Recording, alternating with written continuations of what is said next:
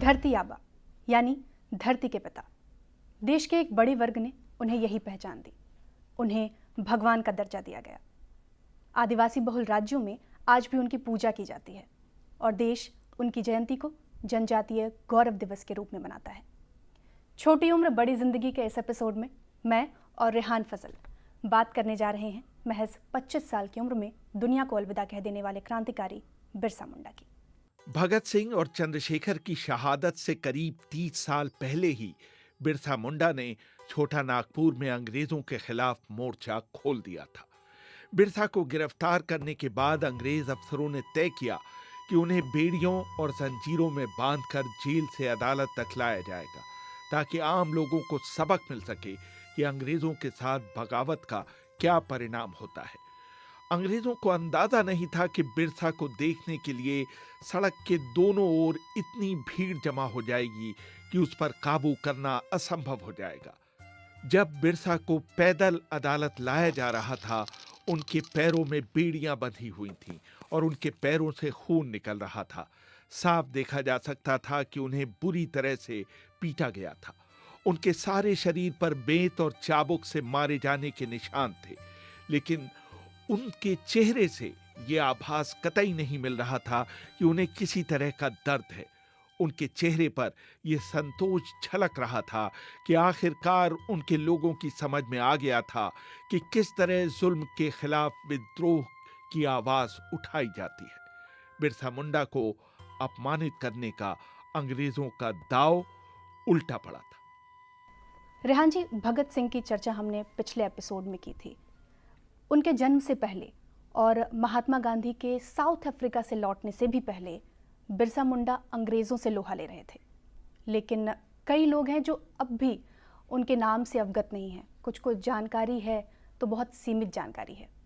ऐसे ही लोगों के लिए एक शब्द चित्र आप क्यों नहीं खींचते?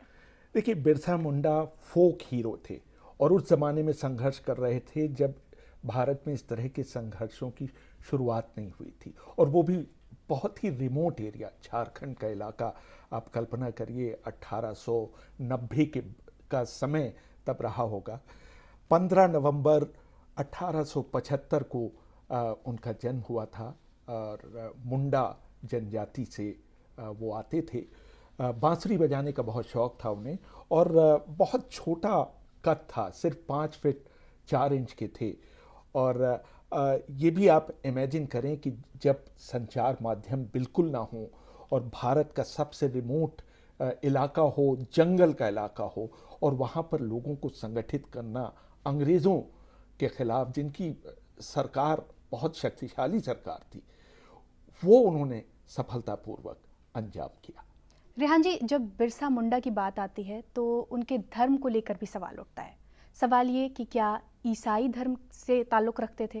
क्योंकि कई किताब ये दावा करते हैं कि उनके पिता, उनके चाचा सब ने ईसाई धर्म अपना लिया था। इस बात में कितनी सच्चाई है? देखिए, उनकी शिक्षा हुई सालगा एक जगह है और वहाँ जयपाल नाग उनके शिक्षक हुआ करते थे।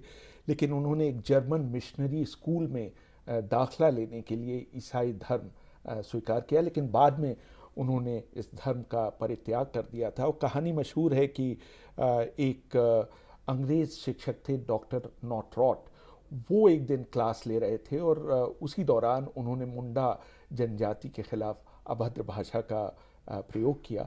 तो ये एकदम से विरोध में खड़े हो गए और उन्होंने वॉकआउट कर दिया बिरसा मुंडा ने क्लास से। उसके बाद उन्हें उस स्कूल में वापस नहीं लिया गया और वो एक तरह से एक्सपेल हो गए। लेकिन बाद में उन्होंने ईसाई धर्म छोड़ दिया और अपना नया फेथ शुरू किया, जिसको बिरसायत का नाम दिया गया। और मुंडा और ओरांव जनजाति के बहुत से लोग इस फेथ में शामिल हो गए और ये एक तरह से शुरुआत थी जो अंग्रेज़ों की मुहिम थी धर्मांतरण करने की, उसके खिलाफ उन्होंने आवाज़ उठाई। और क्या अंग्रेज़ों के खिलाफ आंदोलन की नींव की शुरुआत भी यहीं से हुई? साल 1894, अगर मैं सही हूँ तो भूमि कर जो लग रहा था आदिवासियों पर, उसके खिलाफ उलगुलान की शुरुआत होती है यहीं से। देखिए, 4 साल इन्होंने बिताए चाईबासा में 1886 से लेके 1890 में, और एक ट्राइबल मूवमेंट की इन्होंने शुरुआत की और एक स्लोगन था, मैं बताने की कोशिश करता हूँ, अबुआ राज एते जाना, महारानी राज टुंडू जाना। यानी यानी कि हमारा राज जी आएगा और महारानी का राज, जो जाएगा। इंग्लैंड की महारानी थी, उनका राज जाएगा। और उन्होंने आदेश दिया अपने लोगों को कि कोई भी भूमि कर न दिया जाए। और 19वीं शताब्दी के अंत में जो अंग्रेज़ों की जो लैंड पॉलिसी थी, वो बिल्कुल इनका जो लैंड सिस्टम था इसके बहुत खिलाफ थी। जो लोग कर्जा दे रहे थे वो उसके बदले में ज़मीन की मांग कर रहे थे, और इनको अनुमति नहीं थी कि जंगल में जो रिसोर्सेज हैं उनका ये इस्तेमाल कर पाएँ। तो उन्होंने एक मूवमेंट शुरू किया अंग्रेज़ों के ख़िलाफ़, इसका नाम उलगुनान दिया गया। और बहुत ही, जिसे कहते हैं, जोशीले भाषण इन्होंने दिए लोगों को मोटिवेट करने के लिए। और पुलिस स्टेशन जो थे और जो ज़मींदारों के घर थे, इन पर इन्होंने हमला करना शुरू कर दिया। और इनका एक अपना झंडा था जो कि सफ़ेद रंग का हुआ करता था, जो अंग्रेज़ों के यूनियन जैक का झंडा था। इसको जहाँ इन्हें मौका मिला इसे उतार कर इन्होंने अपना झंडा वहाँ पर लहरा दिया। और उस ज़माने में इनके ऊपर 500 रुपये का इनाम था, जो बड़ी बिरसा बात मुंडा थी, के ऊपर। 500 रुपये का इनाम। जी। और इनको गिरफ्तार किया गया 24 अगस्त 1895 को ये गिरफ्तार हुए और 2 साल ये जेल में रहे। लेकिन जेल से बाहर आने के बाद ये अंडरग्राउंड हो गए और उन्होंने भूमिगत रहते हुए वहाँ जो ट्राइबल्स थे उनको संगठित किया अंग्रेज़ों के खिलाफ लड़ाई में। साल 1897 से लेकर 1900 तक ये संघर्ष जारी रहा। कई ऑपरेशंस उन्होंने अंग्रेज़ों के खिलाफ किए।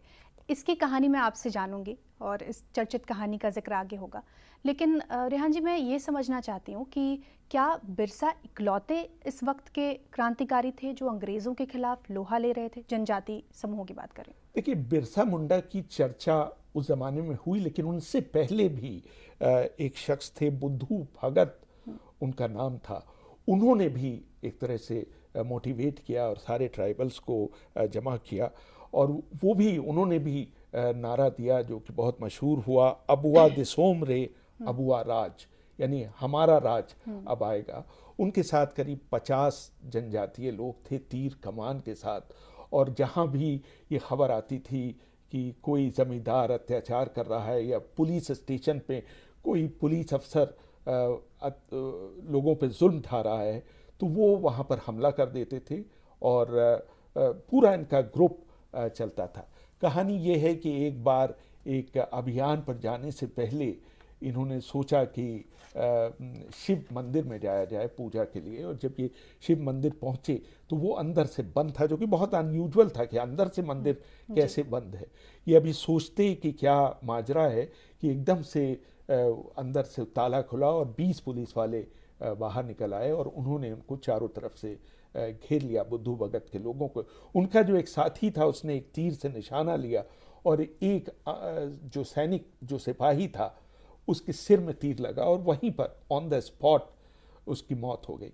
ये होना था कि आसपास झाड़ियों में छिपे हुए जो अंग्रेज़ सुरक्षाकर्मी थी वो एकदम से बाहर निकल आए और इन सारे लोगों को उन्होंने घेर लिया और संघर्ष हुआ।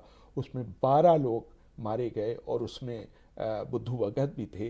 लेकिन मरने से पहले उनके आखिरी शब्द थे कि आज आपकी जीत भले ही हुई हो, लेकिन हमारा उलगुलान आएगा और हम आपको यहाँ से बाहर निकाल फेंकेंगे। उलगुलान आया भी। बिरसा के आंदोलन पर वापस आते हैं। आंदोलन से जुड़ी कई कहानियां हैं। एक चर्चित कहानी दंबारी हिल की है। आज का खूंटी ज़िला, जहां पर अभी भी ये दंबारी हिल मौजूद है। साल 1900 शायद, जब बिरसा यहाँ जनसभा को संबोधित कर रहे थे, तभी अंग्रेज़ों ने गोलीबारी शुरू की। बिल्कुल, आपने सही फरमाया। बिरसा का जो आंदोलन था छोटा नागपुर में 550 वर्ग किलोमीटर के इलाके में फैल चुका था। उन्होंने 89 ज़मींदारों के घरों में आग लगाई थी और आदिवासियों का जो विद्रोह था वो इतना ज़बरदस्त, इतना बढ़ चुका था कि वहाँ के जो डिस्ट्रिक्ट मैजिस्ट्रेट थे उनको सेना की मांग करनी पड़ी और वाकई सेना को भेजा गया। दंबारी हिल, आपने बिल्कुल सही फरमाया, वहाँ पर इन लोगों की एक सभा हो रही थी जिसको तमाम लीडर्स उस ज़माने के, जिसमें बिरसा मुंडा भी शामिल थे, संबोधित कर रहे थे, वहीं पर जो अंग्रेज़ पुलिस का सामना हुआ, अंग्रेज़ सेना और पुलिस दोनों का की मिली जुली वो थी। और जो गोलीबारी हुई उसमें करीब 400 लोग, मतलब सैकड़ों की तादाद में लोग मारे गए, और कहा यह जाता है कि मारे गए लोगों के शवों को पहाड़ियों से नीचे फेंक दिया गया, और बहुत से जो लोग घायल थे उनको जिंदा दफना दिया गया। और बिरसा मुंडा वहाँ मौजूद थे, लेकिन वहाँ से भागने में वो सफल रहे, वहाँ से हट जाने में सफल रहे। और कहा जाता है कि करीब 400 लोग इस मुठभेड़ में मारे गए, लेकिन ऑफिशियली अंग्रेज़ों से की तरफ से जो विवरण आया उसमें सिर्फ 11 लोगों की मौत की बात स्वीकार की गई थी। दंबारी हिल की तुलना जलियांवाला बाग कांड से भी की जाती है। जी हाँ, उसके करीब 20 साल बाद जलियांवाला बाग कांड हुआ, और उसमें भी लगभग इन्हीं परिस्थितियों में अंग्रेज सेना ने गोली चलाई थी भारतीय लोगों के ऊपर। यहाँ से तो बिरसा बच के निकल जाते हैं, लेकिन फिर उनकी गिरफ्तारी होती है रेहान जी, और कस्टडी में ही फिर उनकी मौत भी हो जाती है। देखिए, 3 मार्च 1900 को इनको गिरफ्तार किया गया था। चक्रधरपुर एक जगह है, और वहाँ पहले इनके साथी थे कोमटा, भारमी और मोयना, इनको गिरफ्तार किया गया। वहाँ जो सुपरिंटेंडेंट ऑफ पुलिस थे रॉश, उनको उनकी नज़र में आया कि एक झोपड़ी किनारे पर है, और उन्होंने अपनी संगीन से उस झोपड़ी के दरवाजे को धक्का दिया, तो वहाँ बिरसा मुंडा पालथी मारे बैठे हुए थे। उन्होंने कोई विरोध नहीं किया, क्योंकि उनके पास कोई हथियार नहीं था। उन्होंने अपने हाथ बढ़ा दिए और उनको हथकड़ी लगाकर रांची भेजा गया। पूरी कोशिश की गई, एक अलग रास्ते से ले जाया गया कि उनकी गिरफ्तारी की खबर न पहुँचे, लेकिन किसी तरह पहुँच गई। जब वो वहाँ पहुँचे तो हज़ारों लोग जेल के बाहर खड़े थे उनकी एक झलक पाने के लिए, और फिर बिरसा मुंडा को सॉलिटरी कन्फाइनमेंट में रखा गया 3 महीने तक। वहीं उनकी तबीयत ख़राब हुई, किसी को उनसे मिलने की अनुमति नहीं थी, बहुत तेज़ बुखार हुआ, फिर उनके गले में इन्फेक्शन हो गया, खून की उल्टियाँ होने लगीं, और फिर 9 जून 1900 को उनकी मौत हुई। और ऑफिशियल कारण ये बताया गया कि हैजे से उनकी मौत हुई। और जैसे ही बिरसा मुंडा की मौत होती है, ये आंदोलन एक तरह से फिजिल आउट हो जाता है। लेकिन जो उन्होंने मांग रखी थी वो 1908 में छोटा नागपुर टेनेंसी एक्ट, एक नया कानून पारित किया गया, जिसकी वजह से जो ट्राइबल भूमि है उसको स्थानांतरित नहीं किया जा सकता किसी दूसरे व्यक्ति को। तो इस तरह से हम कह सकते हैं कि उनका आंदोलन उस समय भले ही लगा हो या असफल हो गया हो, लेकिन बाद में जिसके लिए वो लड़ रहे थे वो उनको मिला। और ये एक्ट अभी भी आदिवासियों के लिए शील्ड की तरह काम कर रहा है। तो छोटी उम्र बड़ी जिंदगी के इस एपिसोड में हमने बात की बिरसा मुंडा की। अगले एपिसोड में मैं और रेहान फिर आएंगे आपके सामने। नमस्कार। नमस्कार।